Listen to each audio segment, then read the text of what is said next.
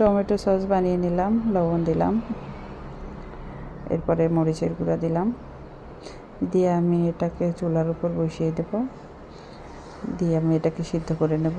এরপরে পেঁয়াজ দিলাম, পেঁয়াজ দিয়ে এটাকে পুরোপুরি সিদ্ধ করে নেওয়ার পরে আমি এটাকে ছেঁকে নেব। আমার ছাঁকনের ফাইনাল লুক এরকম হয়েছে। এরপর এটা আমি ফ্রাই প্যানে ঢেলে নেব।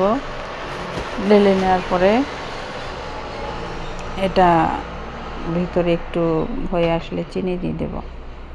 চিনি দিয়ে এটাকে ভালো করে নাড়াচাড়া করব। এই টমেটো সসটার এরপরে একটু ভিনেগার দিয়ে দিলাম। ভিনেগার দিয়ে আমি কর্নফ্লাওয়ার গুলিয়ে নেব। কর্নফ্লাওয়ার গুলানো পানি আমি এই সসের মধ্যে দিব। সস রান্না হচ্ছে তার মধ্যে দিব। আমি এখানে পানি নিয়ে নিয়েছি পরিমাণ মতো, এবং এই হাফ কাপ পানিতে আমি 1 চামচ কর্নফ্লাওয়ার গুলিয়ে নিলাম। কর্নফ্লাওয়ার গুলিয়ে নিয়ে এই গুলানো পানিটা আমি এর মধ্যে দিয়ে দেবো। ওটা আমার স্কিপ হয়ে গেছে, কেটে গিয়েছে, তাই আমি ওটা দেখাতে পারিনি। আস্তে আস্তে দিব আর গুলাবো। আর এটা অরিগানো দিলাম। অরিগানো দিয়ে আমি নেড়ে নেব।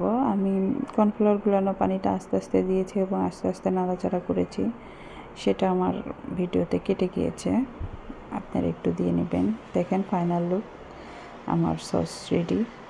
এটা আমি থালের উপর নিয়ে দেখাচ্ছি কতটা পারফেক্ট হয়েছে, আপনারা দেখতে পারেন। আপনাদের যদি ভিডিওটা ভালো লাগে, লাইক সাবস্ক্রাইব করবেন, পাশে থাকবেন। আমি আপনাদের পাশে থাকার চেষ্টা করব। আল্লাহ হাফেজ।